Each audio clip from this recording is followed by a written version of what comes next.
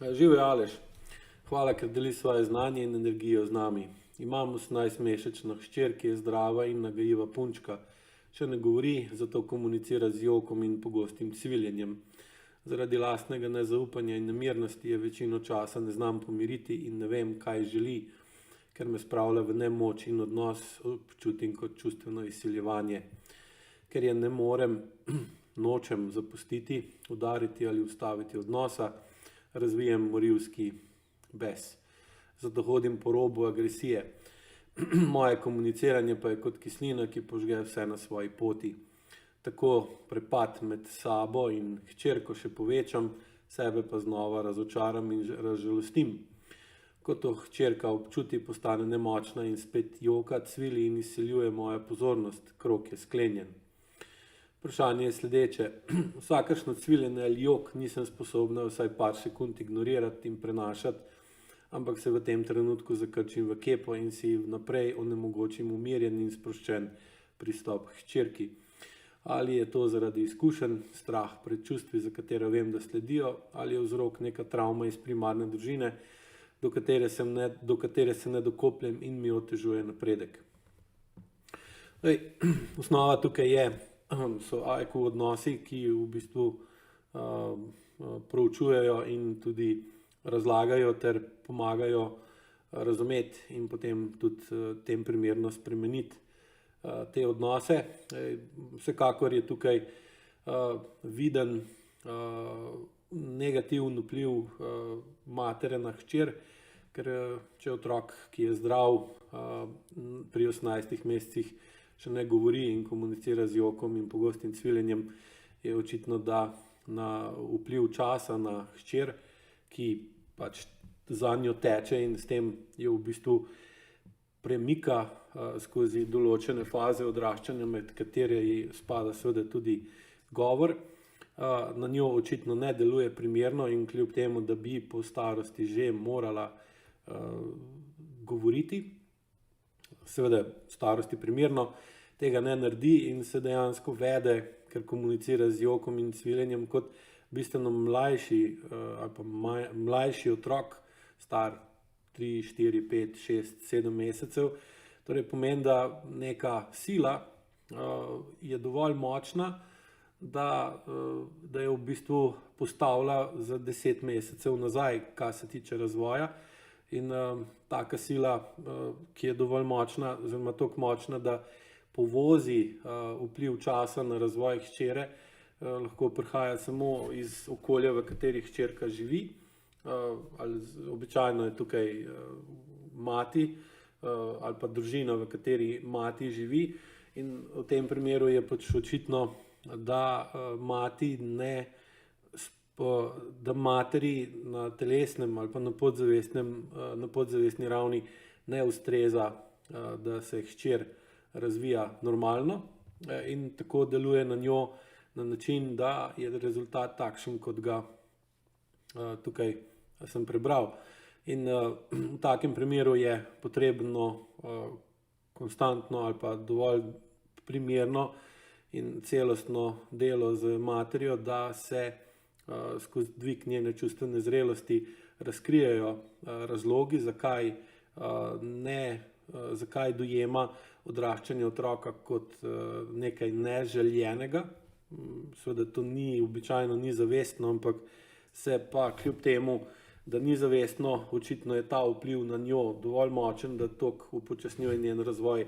da se vede svoji starosti neprimerno. Seveda je tukaj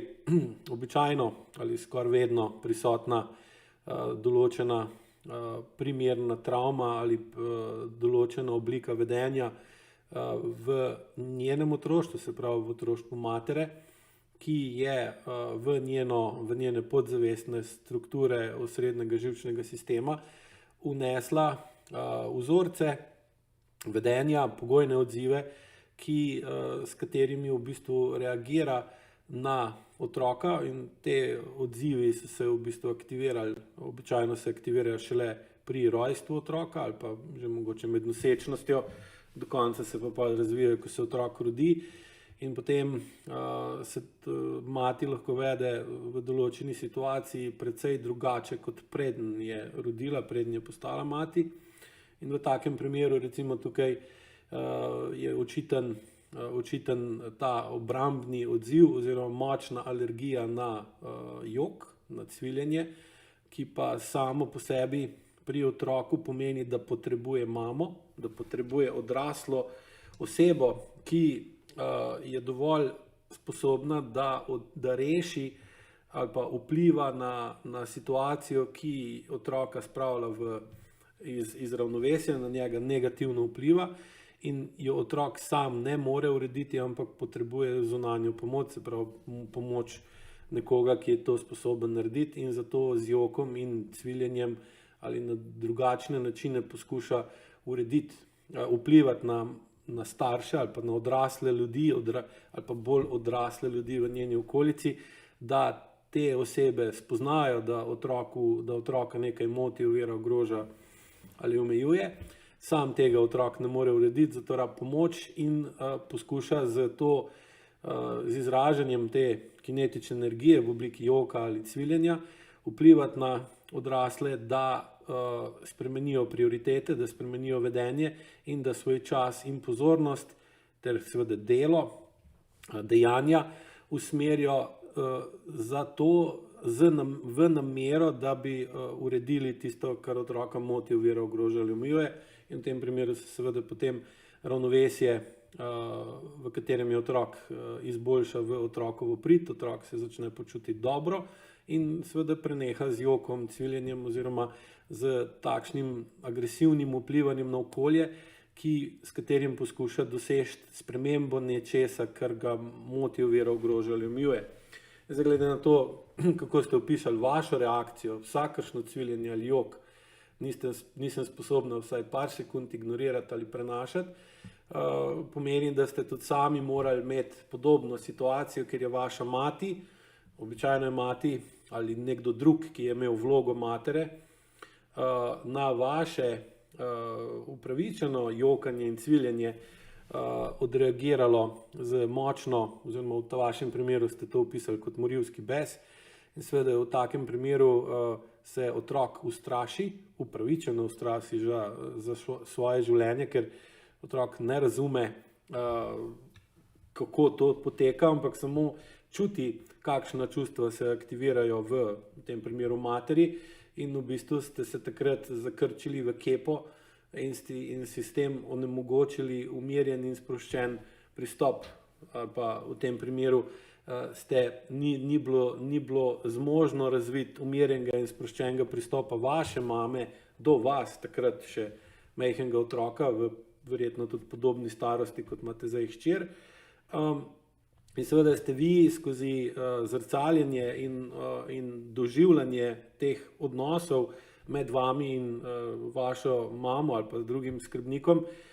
v podzavest postavili, kakšen je primeren, pravilen, v narekovajih, kakšno je primerno in pravilno vedenje, kakšna je pravilna reakcija, če otrok cvili in joka. In seveda ste potem te podzavestne vzorce tudi sami leta kasneje, ko ste vi sami postali mati, vzeli in so postali tako močni, da ko vi začutite to, ponovite podobno vedenje in seveda hčerki ne morete primerno pomagati in ne morete iti v to, da bi uredili tisto, kar njo moti, ovira, ogroža in omejuje. Zaradi tega je pa seveda tudi nemogoče zaradi take močne telesne alergične reakcije, ki vi imate na upravičen otrokov jok, ker njo dejansko nekaj moti, ovira, ogroža ali omejuje in tega ne more urediti, morala pa bi, ker je potem to seveda za njo nek nered, je za otroka bistveno bolj ogrožajoč kot za odraslo osebo. In zaradi take močne čustvene telesne reakcije, kjer spravljate v nemoč in greste v močno agresijo in razvijete morilski bes, ki povzroči, da je vaše komuniciranje kot kislina, ki požge vse na svoji poti, da je takrat nemogoče, da boste vi v svojem telesu skozi svojo interocepcijo, skozi svojo intuicijo lahko dejansko razbrali, kaj hčerko moti, ovira, ogroža in omejuje, in seveda je s tem vaša sposobnost, da rešite njeno težavo, tem primerno zmanjšana, in je potem njen strah pred tem, da ne bo bilo tisto, kar jo moti, ovira, ogroža ali omejuje, urejeno, ker je za njo vedno bolj življenjsko ogrožajoče, vedno močnejše, in ona stopnjuje svoj pritisk na okolico, vi pa seveda vedno bolj alergično odreagirate na njeno stopnjevanje, in potem se obe, tako kot ste napisali, da sklenete krog, kjer v bistvu otrok ne more doseči tisto, kar potrebuje, vi pa ne morete otroku dati tisto, kar želite, ker ste kljub temu njena mati in jo zavestno, zelo verjetno, lahko celo obožujete, kar je zelo pogosto v takih situacijah. Zdaj, IQ v taki situaciji v bistvu nudi razlago, zakaj pride do takega vedenja, ki ni v interesu ne mame, ne očeta ali pa drugih članov ožje družine, niti otroka. Kaj se zgodi, če se to nadaljuje, ker otrok v določeni točki zdaj se še upira, sam ta strah in ta neravnovesje in toksično okolje, v katerem se to dogaja, seveda na njo vpliva negativno in vpliva na njo že tako očitno, da zaostaja za normalnim, s časom usklajenim razvojem, da se tukaj v bistvu uči,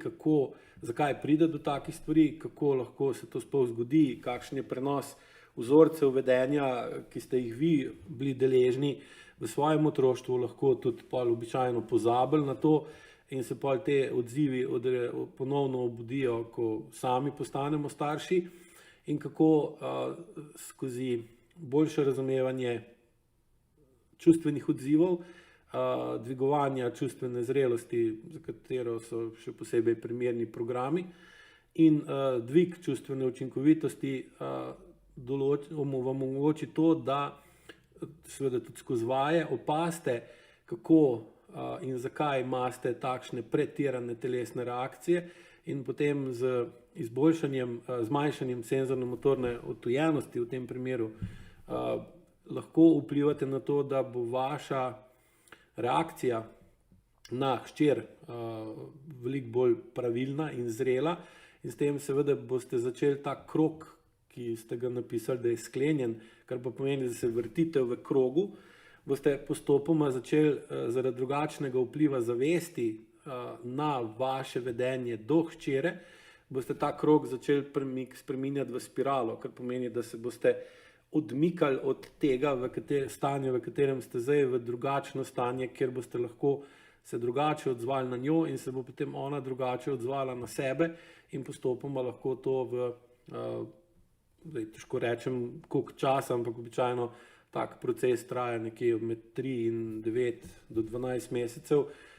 bistveno spremenili svoj vpliv na njo, in s tem se bo v bistvu njen razvoj in njeno vedenje temu primerno normaliziralo, v skladu s tem, koliko boste vi lahko normalizirali svoje vedenje do nje, da bo vaše vedenje drugačno od tistega, ki ste ga bili vi deležni,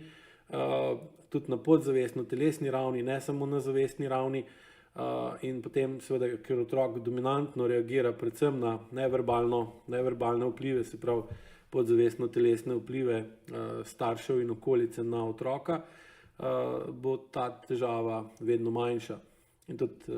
naslednji program, mislim, da se začne 21. marca, bo namenjen točno takim stvarem, ker tukaj imamo kronično težavo sicer zdrave in nagajive punčke, ki pa jo zaradi nepoznavanja teh pravil, teh principov, po kateri deluje